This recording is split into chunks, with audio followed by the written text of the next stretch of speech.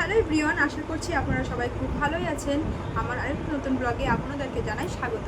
আজ হচ্ছে বৃহস্পতিবার 4 তারিখ, এখন বাজে হচ্ছে বিকেল 4:30 মতো। আজকে না সকাল থেকে প্রচণ্ড গরম ছিল, কিন্তু দুপুরের পর থেকে একটু হলেই শান্তি পাওয়া গেছে, স্বস্তি পেয়েছি আজকে। কেননা দুপুরের পর থেকে হালকা একটু হাওয়া হয়েছে আর একটু হালকা বৃষ্টি হয়েছে, যার জন্য এখন ওয়েদারটা মানে একটু বেটার, বেশ ভালো লাগছে ওয়েদারটা। মানে গরমটা সেই রকম যে গরম ব্যবসা একটা গরম ছিল, ওই গরমটা এখন আর নেই। তো ওয়েদারটা বেশ খুব সুন্দর, বেশ ভালো লাগছে ওয়েদারটাতে। এরকম ওয়েদারে না মনে হয় কি কোথা থেকে ঘুরে আসে, ঘুরতে খুব ভালো লাগে বাইরে। তো যাই হোক, ঘুরতে তো আর যাওয়া হলো না। চলুন আপনাদেরকে আমি আমার ছাদ বাগানের গাছগুলো একটা চলে এসেছি ছাদে। আর বৃষ্টি যেহেতু হয়েছে ওই জন্য ওয়েদারটা ঠান্ডা ঠান্ডা, রৌদ্র নাই, কিন্তু গাছগুলোকে কি সুন্দর লাগছে দেখতে, তাই না? বৃষ্টি হওয়ার পর গাছগুলোকে যেন সৌন্দর্য আলাদাই রকম, মানে আরও বেড়ে ওঠে। মনে হচ্ছে পুরোটা সবুজ কালারটা যেন বেশি মানে ফুটে উঠেছে। তো যাই হোক, বৃষ্টি হওয়ার পর এমনি সুন্দর লাগে, প্রকৃতি সত্যি খুব সুন্দর হয়, তাই না? চলুন প্রথমে আপনাদেরকে দেখাই এই একটি ছোট্ট লেবু গাছ। এইটা হচ্ছে ওই কাগজি লেবু, মানে যেটা আমরা ভাতে খাই। কত ছোট্ট লেবু গাছ, লেবু গাছটা 2 দিন হলো লাগানো। আর এখানকার মাটি না এত ভালো, যা লাগানো যায় মানে সেই গাছই হয়ে যায়। তো এটা লেবুও হয়ে আছে গাছটিতে। তারপরে দেখুন, এইটা হচ্ছে একটা আপেল গাছ, কিন্তু এখন পর্যন্ত কোনো আপেলই হয়নি। প্রায় এই গাছটার বয়স 1 বছর হয়ে গেছে, মানে আমাদের বাড়িতে লাগানো 1 বছর হয়ে গেছে, কিন্তু কোনো এখনও আপেল হয়নি। তারপরে এখানে একটি আম গাছ আছে, ছোট্ট একটি আম গাছ, কিন্তু মুকুল চলে এসেছে আম গাছে, অনেক মুকুল দিয়েছে। যেহেতু এখন মুকুলের কিন্তু সময় নাই, এখন প্রায় সব যেসব গাছে মুকুল দিয়েছিল সেই সব গাছে আম হয়ে গেছে, কিন্তু দেখছি এই গাছে মুকুল দিয়েছে। কত ছোট্ট হাইব্রিড গাছ, এটা একটা আম গাছ, কিন্তু কি গাছ সে কী মানে কোন আম গাছ সেটা আমার জানা নেই, কিন্তু কত ছোট্ট আম গাছ দেখুন। আর রয়েছে একটা ছোট্ট একটা পেঁপে গাছ, পেঁপে গাছটা নিচ থেকেই হয়েছে, আমরা ওটা লাগাইনি। আর পাশে রয়েছে আর একটা আম গাছ, এটাও হাইব্রিডই আছে, কিন্তু এটাতে এখনও মুকুল দেয়নি। তারপরে এখানে লাগানো আছে গাঁদা ফুলের চারা, আর লাগানো আছে হচ্ছে এটা জবা ফুল।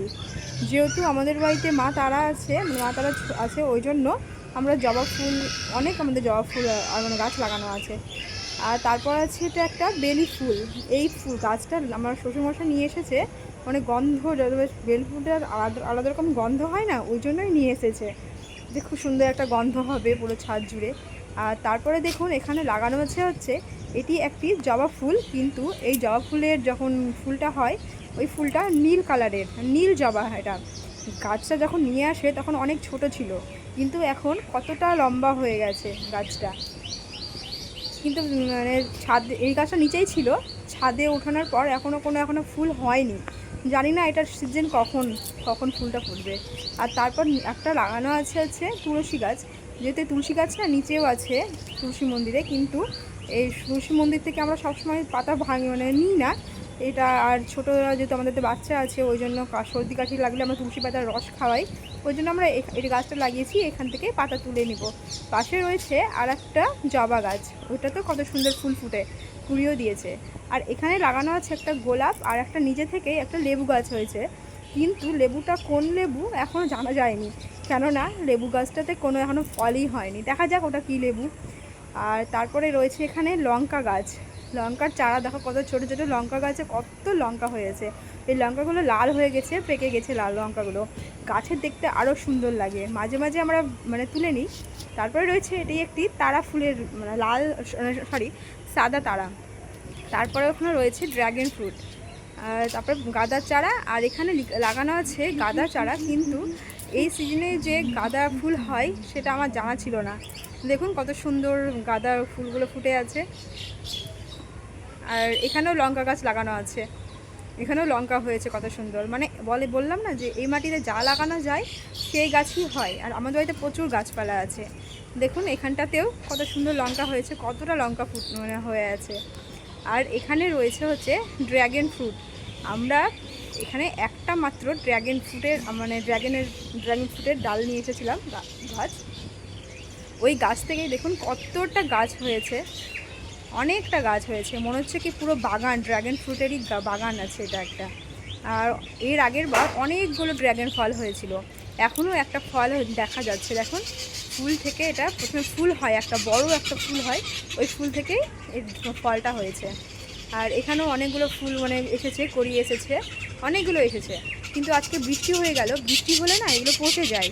দেখা যাক বৃষ্টি হলো এখন কেমন হয়, ভালো থাকে না নষ্ট হয়ে যায়।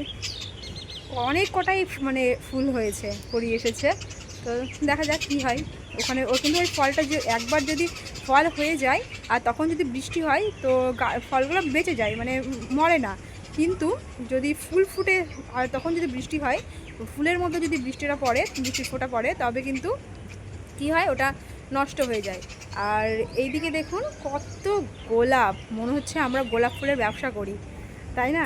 এত গোলাপ আমাদের এই গাছটাতে, প্রচুর ফুল ফোটে। যেহেতু বৃষ্টি হয়েছে আজকে, ওই জন্য গাছগুলো পুরো ফুলগুলোতে জল পড়ে আছে, আর ঝড় হয়েছে বললাম না, তো ওই জন্য গাছগুলো একটু নেতিয়ে গেছে, মানে হাওয়াতে পড়ে গেছে।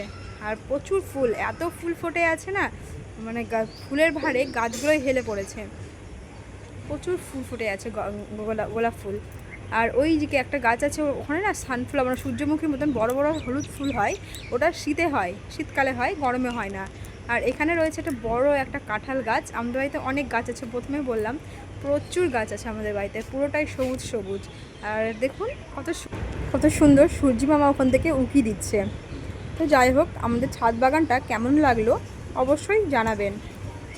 আর ভালো লাগলে, আমার ভিডিওটি যদি ভালো লাগে, তবে অবশ্যই লাইক, কমেন্ট, সাবস্ক্রাইব করে আমার পাশে থাকবেন। আজকের মতন এইটুকু।